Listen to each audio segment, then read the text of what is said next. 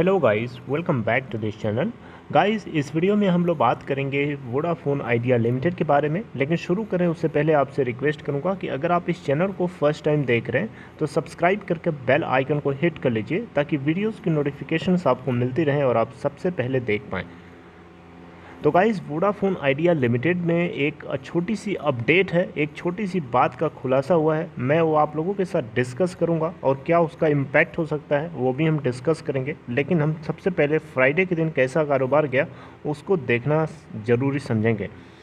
अगर हम फ्राइडे को देखें तो 9.90 की ओपन प्राइस के बाद 9.55 का लो बना डालता है और 9.95 का हाई बनाता है।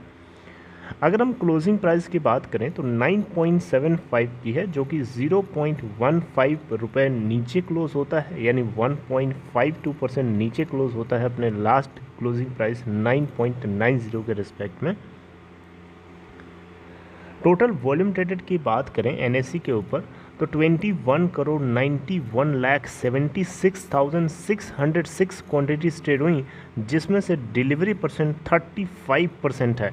35% बहुत होता है। 35% अगर आप निकालेंगे ना 21,91,76,606 का, तो बहुत ह्यूज क्वांटिटी आपके सामने निकल के आएगी, राइट। अगर हम बीएससी की बात करें तो बीएससी के ऊपर जो टोटल वॉल्यूम ट्रेड होता है 4,88,21,063।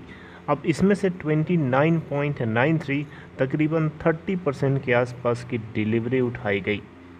मार्केट कैप देखें तो वोडाफोन आइडिया की है 28,017 करोड़ रुपए। 52 वीक लो अगर आप चेक करेंगे तो 2.91 का है और 52 वीक हाई है 13.80 का। इसके अलावा गाइज अगर हम बात करें रेजिस्टेंस और सपोर्ट को लेकर के तो आप देखिए यहाँ पे डेली बेसिस पे आपको बहुत ज़्यादा बेयरिश दिखेगा। वहीं हम रिलेटिव स्ट्रेंथ इंडेक्स की बात करें तो 33.90 के आसपास है, जो कि बहुत ही ज़्यादा बेयरिश पैटर्न को दिखा रहा है। मनी फ्लो इंडेक्स की बात करें तो 36.75 के आसपास है, जो कि न्यूट्रल इंडिकेशन शो कर रहा है। वहीं बात करें रेजिस्टेंस और सपोर्ट की तो गाइज 9.95 का इसका पहला रेजिस्टेंस है। उसके ऊपर अगर जाता है तो 10.15 के आसपास है और 10.35 के आसपास तीसरा रेजिस्टेंस है। सपोर्ट की बात करें तो 9.55 है, उसके नीचे 9.35 है और उसके नीचे 9.15 का है।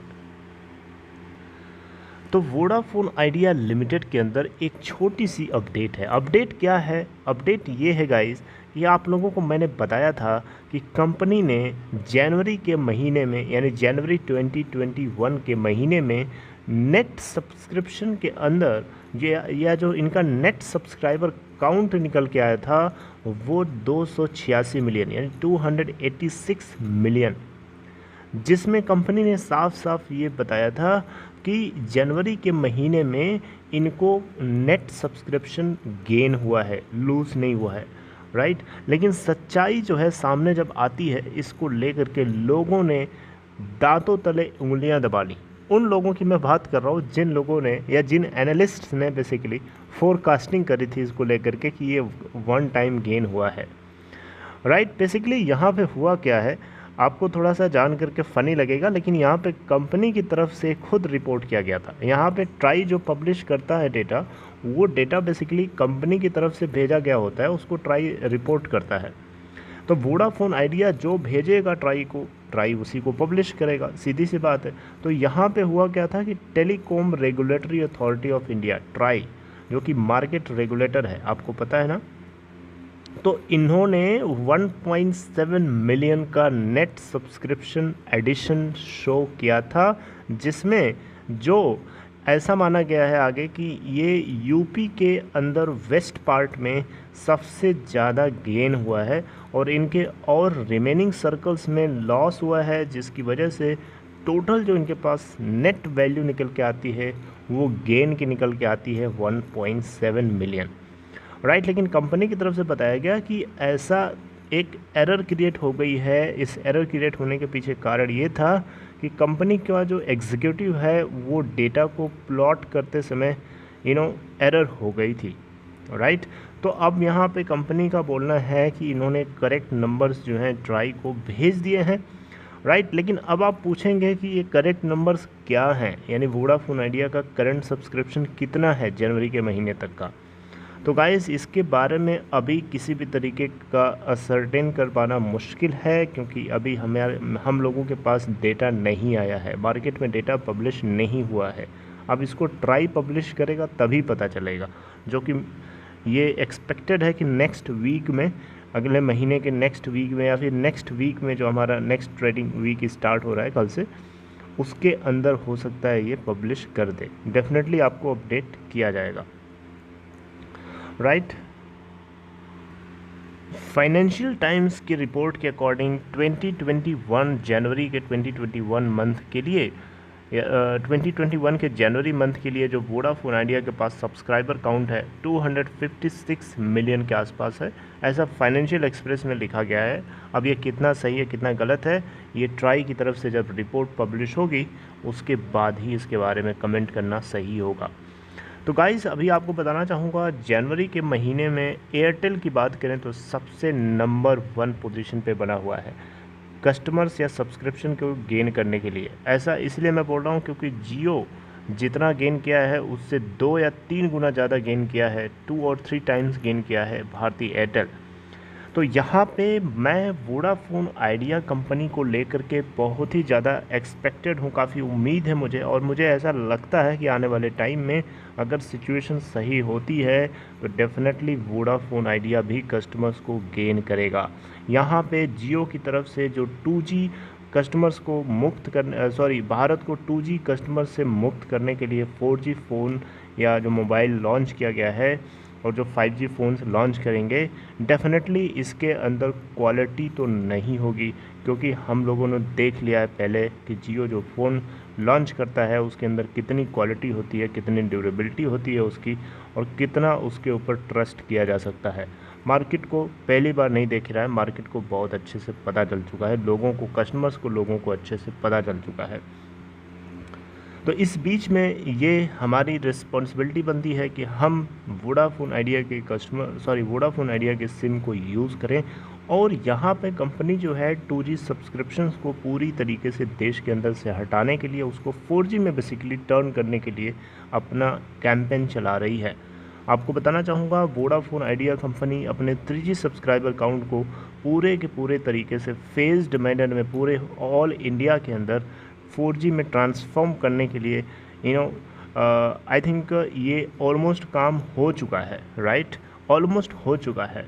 लेकिन अब 2G को 4G में कन्वर्ट ये कर रहे हैं, तो इसीलिए जो इनका 4G काउंट सब्सक्राइबर है, सब्सक्रिप्शन काउंट है, वो बढ़ता हुआ जा रहा है हर महीने के अंदर, जो कि बहुत ही ज़्यादा ज़रूरी है, जो कि इनके ARPU को बढ़ाने में काफ़ी हद तक मदद करेगा।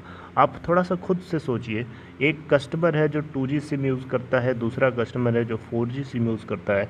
तो 2G कस्टमर जो है रिचार्ज कराएगा, तो 2G कस्टमर जो रिचार्ज कराएगा उसकी वैल्यू, और क्या जो 4G कस्टमर रिचार्ज कराएगा उसकी वैल्यू से कम होगी या ज़्यादा होगी? ऑब्वियसली कम होगी, राइट। तो जो 4G कस्टमर्स होंगे उनका एक तरीके से आप उनको बोल सकते हो कि वो हाई वैल्यू कस्टमर्स होंगे, यानी उनकी तरफ से जो प्रोडक्ट्स खरीदे जाएंगे वो रिलेटिवली काफ़ी एक्सपेंसिव होंगे, जिसकी वजह से कंपनी को नेट एडिशन में काफ़ी हद तक मदद मिलेगी, सो दैट कि इनका एवरेज रेवेन्यू पर यूज़र 121 रुपये से बढ़ करके 150 के आसपास पहुँचे, क्योंकि सबसे ज़्यादा ज़रूरी है ARPU का बढ़ना। तो Q3 के लिए इनका ARPU निकल के आया था 121, जबकि Q2 के लिए इनका ARPU था 119। तो क्वार्टर दर क्वार्टर अगर ARPU में बढ़ोतरी होती है तो ये एक बहुत बढ़िया साइन है कंपनी के ग्रोथ को लेकर के। तो गाइज़ ये थी छोटी सी न्यूज़ जो आप लोगों को आई होप समझ में आ गया होगा। एंथुजियास्टिक रहिए, कॉन्फिडेंस रखिए इस कंपनी में, विश्वास रखिए, हिम्मत रखिए, और पैनिक में ना आइए बिल्कुल। फ़ंड को रेस करने की बातचीत चल रही है, आपको कॉन्स्टेंटली मोटिवेट करने के लिए, आपके अंदर हौसला बनाए रखने के लिए मैं लगातार वीडियोस के ज़रिए आपको अपडेट करने की कोशिश करूँगा, right. So for that you need to be connected with this channel. If you're not, please consider subscribing to this channel and press the bell icon nearby that to get notifications for each videos. Lastly, one thing I would like to request, and that is that if you are interested to open demat account or trading account, there is a link in description box of this video. You may click on that link to open your account in Upstox. Upstox is a very good platform. It's a leading platform for in India. You can come on this platform. So check that, description में link है उसका. Take care. Thank you for watching this video.